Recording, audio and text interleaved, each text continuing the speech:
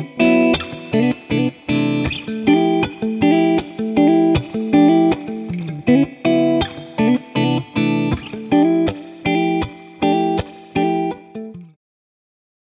right, I want to welcome our last presenter of the day, LaRissa Rogers. LaRissa Rogers is a visual artist and educator born in Charlottesville, Virginia. She holds a BFA from Virginia Commonwealth University and an MFA from the University of California, Los Angeles. Rogers has exhibited and performed in institutions such as Documenta 15 in Germany, the Wattis Institute of Contemporary Art in California, the California Museum of Photography at Riverside, the Virginia Museum of Contemporary Art, Los Angeles Contemporary Exhibitions, California State University, Fullerton, and the Fuller Craft Museum in Massachusetts. She received a Visual Arts Fellowship at the Virginia Museum of Fine Arts and the Fine Arts Works Center Fellowship here last year. She held residencies at Bemis Center of Contemporary Art and the Skowhegan School of Painting and Sculpture. Rogers was named 2024 Forbes 30 Under 30 in Art and Style and co-founded the alternative monument and community gathering space Operations of Care with Luis Vasquez LaRoche, located in Charlottesville, Virginia. Rogers is a tenure-track assistant professor in sculpture within the Department of Art at the University of Virginia and is currently represented by Super Dakota. Please help us welcome LaRissa. Hello, everyone. I'm very honored to be here with you today and back in Provincetown. I had an amazing time here at the Fine Arts Works Center last year. Thank you to Pam and Ruby for the invitation and for making this day so enjoyable. Also, thank you to my fellow speakers. I'm excited to share space and time with you and to the Provincetown community. I'm really happy, again, to be here. So, intimacy becomes an important framework to conceptualize place and identity in my practice. Lisa Lowe talks about intimacy as a, quote, guide to observe often obscured connections between Europe, the emergence of liberalism, the Americas and settler colonialism, Africa and the transatlantic slave trade, and Asia and the global industry of trade. Lowe looks at distinct areas of the world and the people who live there, but instead of being desperate and disconnected, she tracks the ways that they are brought into intimate proximity with others. In doing so, she offers and disrupts the incompleteness of the past. In my practice, I begin with the interrogation of my own body as an Afro-Asian second-generation immigrant of Korean descent, Black and gendered as female.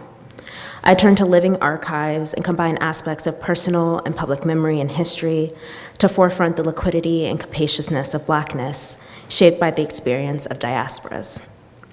Research and material become an entry point of broader sociopolitical interrogations. I often use sculpture, installation, performance, video, and social practice to explore legacies of imperial violence, and through such, care and survivance as frameworks for alternative possibilities of placemaking and belonging. So the title of this work is We've Always Been Here, Like Hydrogen, Like Oxygen. It stems from a Diane Brand quote where descendants of the enslaved people meet at a slave castle. The ancestors and the descendants have a conversation, and the ancestors are in awe because their descendants are still alive. This is a moment where soil and site specificity become important to think through placemaking. Vanessa Agard-Jones talks about going to ground as a liberatory practice, especially for those who care about survivance, sovereignty, freedom, and like Sylvia Wynter, about, quote, seeking a reconstructed understanding of the very grounds of human being. Vanessa notes that, quote, we come from a long tradition of reaping from the ground and sustaining ourselves with ground provision, harvesting bush medicine, and of making fallow lands fertile fields. But how might going to ground in this period make possible something that we urgently need now? By considering the limitations of linking freedom dreams to mobility and mobility to lines of flight, what does training our attention to the immobile ground, that has been inhabited by the majority of Black folks who experience, quote, inordinate material and geophysical barriers to our abilities to physically move, offer us. In my practice, grounds becomes a fertile and generative site for feeling, and more importantly, for thinking. We've always been here like hydrogen, like oxygen, as a performance field at the African burial grounds in Richmond Slave Trail in Richmond, Virginia, and becomes a Dumble Channel video installed at Resurrection Lutheran Church in 2020. This work was the first time I began to think about the land and the implications of place on the body.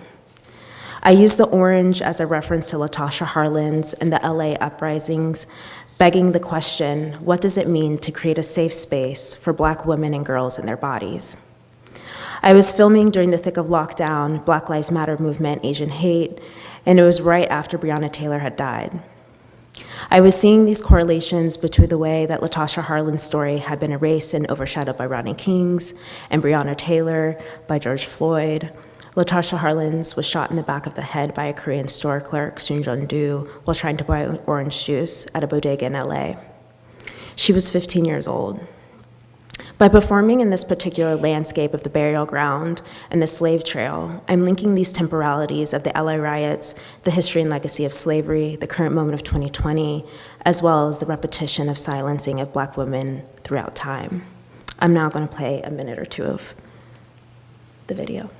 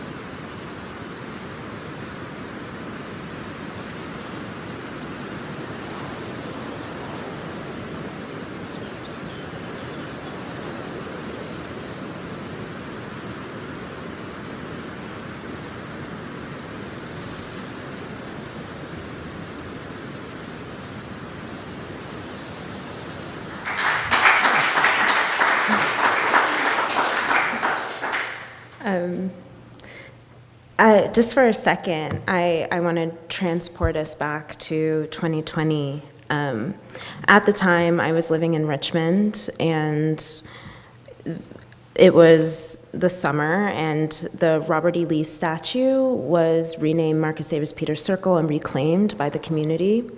I was also living kind of at what was then called Historic Monument Avenue. That was about a mile span of Confederate statues at the center of Richmond. And this was right when they started to be pulled down. Wake work refuses to silence the ongoing past. It brings a radically different kind of care to bear the present. These images are of Penn Park, located at Charlottesville, Virginia, which is now a golf course and recreation park. It was previously an antebellum plantation and was named after John Harmer, a slave trader. In Christina Sharp's book, In the Wake of Blackness and Being, she writes about residence time. Residence time is the amount of time that it takes for sodium to break down in the body. She relates residence time to those in the Middle Passage who were tossed overboard for insurance money, or even those who jumped ship. It takes 250 million years for the sodium in our bodies to break down in water. Sharp uses this as an example to conceptualize how these enslaved Africans are still physically with us in water. In Ode to Soil, a performance from 2020, I had just moved back to my hometown of Charlottesville, Virginia, and began reinvestigating the landscape around me. One of these locations was Penn Park. In this performance, I uprooted yucca from my great-grandmother's yard that was granted to the family post-emancipation, and I transplanted them, guerrilla style, at Penn Park to mark each of the 43 unmarked slave graves in the golf course as the sun was rising. There was, and still is, no sign or memorial to them. I'm interested in thinking about residence time in soil. What does it mean for your ancestors' bodies to supply the nutrients for the growth of these transplanted yucca? Yucca are also used within older African American and enslaved communities as headstone markers because of their resiliency and because headstones were too expensive. With this work, I began to ask if monuments, as they stand, serve the people in which they're intended to serve. How can we collectively use a language and gesture that isn't linked to European ideals of monumentality down to the material in which we're referencing to create them? Ode to Soil becomes an ephemeral memorial in the ways in which I've witnessed Black and Brown communities preserve histories within family, which can be through cooking, dancing, gardening, these different practices that move without stagnancy.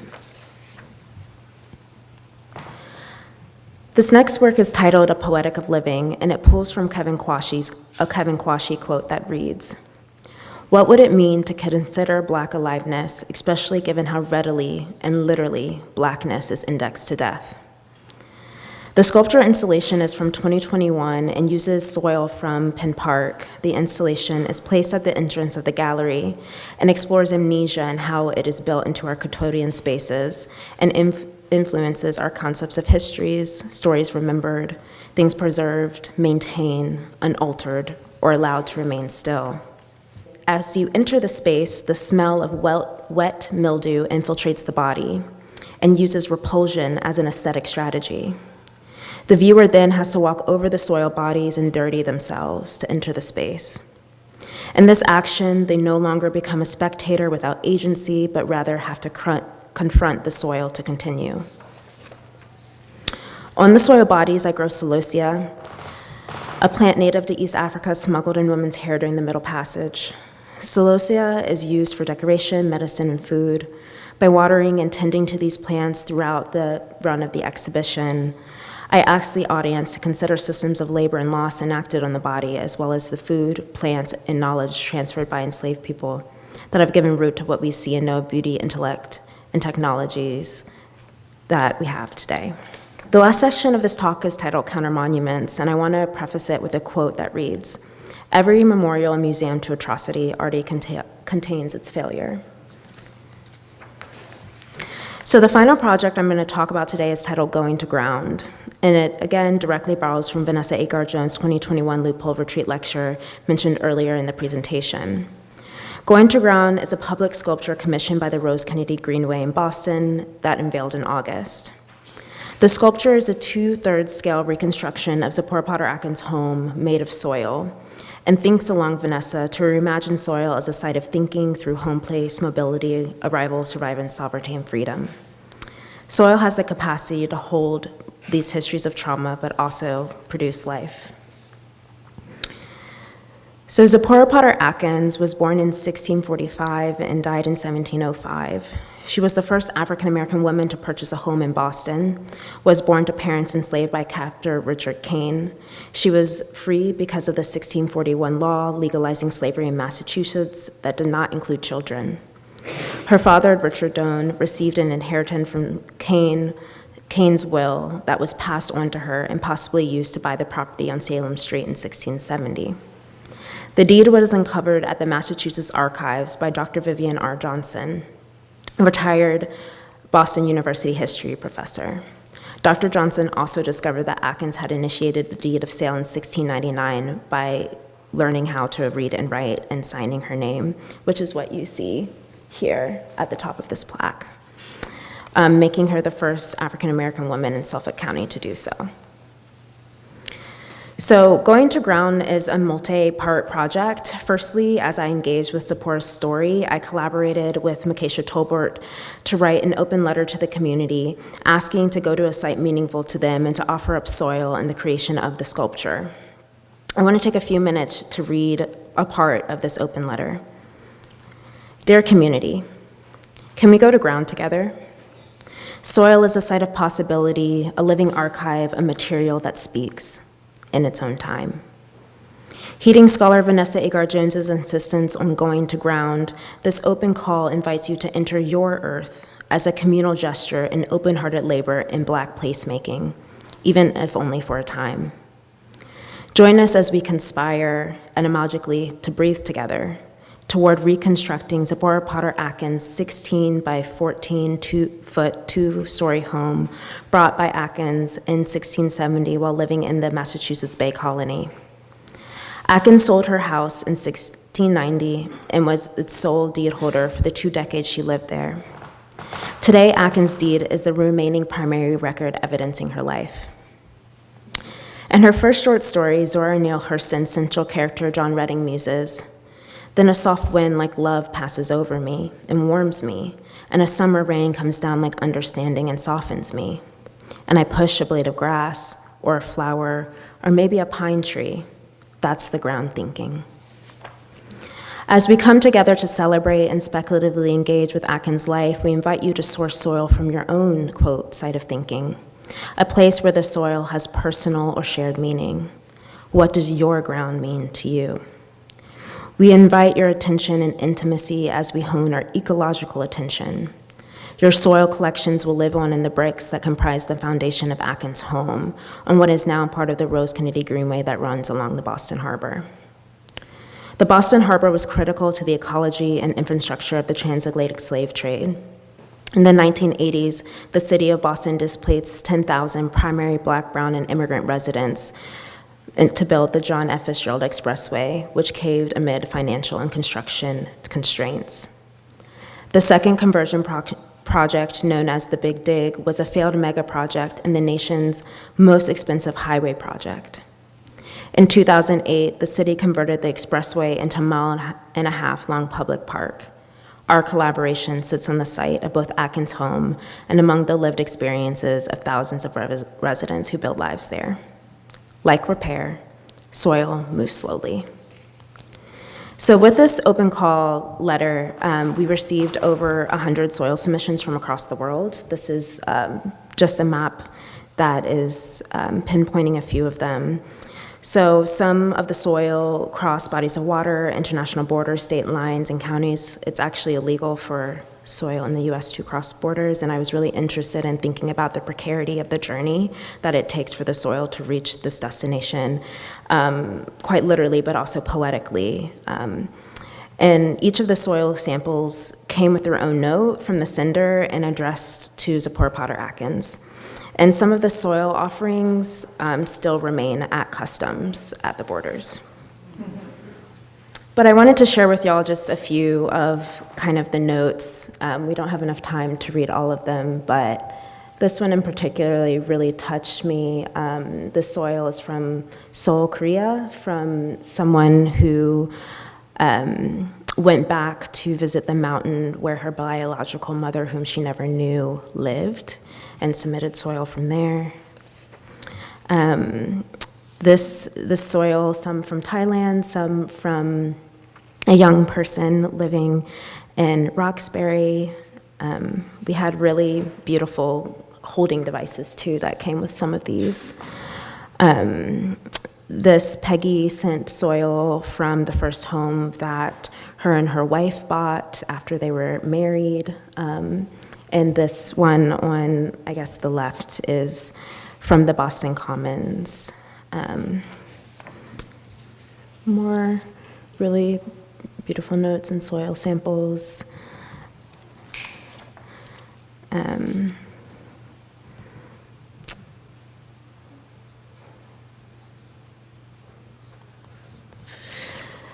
So the soil submissions were mixed in with soil from Zipporah, where Zipporah's house was located on the Greenway. And in collaboration with the community, we built earthen blocks or bricks that were included in the foundation of the actual sculpture itself. And with those, there was a mixture of oyster shell, which some actually hear from Provincetown, and maybe in the Q&A we can talk about that more. This is a reconstruction. I was working with some historical architects to be able to do a mock-up of kind of what her home probably looked like, and this is the rendering that the sculpture was based off of. So in going into ground, the home becomes a liminal structure, where the awning of the home is adorned with a scarification or keloid pattern. The structure itself acts as a sundial, keeping the time throughout the day. As the sun moves throughout the day, the shadow of scarification is casted onto the landscape. The home and the foundation of the home is made of soil. As I mentioned, soil from the Greenway, where Atkins' home was located, and the open call to soil that comprised the bricks that built the foundation. The bricks that built the foundation, the first level of the platform, measures 25 feet by 29 feet. Atkins was 25 years old when she purchased the property, and she owned it for 29 years. For a moment, I want to talk about keloiding the body in public memory. Keloiding, for those who do not know, is when the body produces too much protein after it's been lacerated. It's a permanent scar that is usually raised, and it has also been used as a Black Atlantic practice of scarification, or a form of beautification through the cutting of the skin to produce ornate patterns. Bell Hooks states, "Our struggle is also a struggle of memory against forgetting." And to that, I ask, how do we remember and not get paralyzed within the violence of history? Can beauty be the antidote to violence? If so, what register of beauty is required? And what does impossible or monstrous beauty offer us? How do you enhance presence in the face of absence? How do you make discernible the peripheral? In going to ground, the roof scarification pattern becomes a leaky roof, a liminal in between awning that is of partial protection. Its shadow is cast onto the land. Coagulation becomes essential as a proposal against forgetting. In Toni Morrison's Beloved, there's a moment where she describes the whipping markings on Seth's back, looking like a Virginia chokecherry tree. Anne Chang articulates the importance of this comparison as pivotal for Seth. By relating the scars to a Virginia chokecherry tree, Seth is able to come out of her pain of the violence and come back to herself through the association of her markings resembling ornamentation. What does the life of a home look like? Lastly, I would like to talk about an elegy for those who have passed through us, which is a performance that activated this structure by me in collaboration with my mother, Zalika Azim, and her aunt, marking 4 generations of women. The performance was a 6-part score, or quote, recipe for rememory, in which the sound of brooms became a heartbeat guiding the lifeline of the home. Using the oversized hat as a shield and a shade device, we walked in procession on the Freedom Trail in Boston to arrive at the sculpture. As if atoms splitting and multiplying only to return to one another, the performance was arranged into vignettes with moments of separateness and unity. As we laid the brick foundation, family heirlooms became activated, the home cleaned and rearranged, and bouquets forged and placed onto the structure in 16 rounds. Thank you.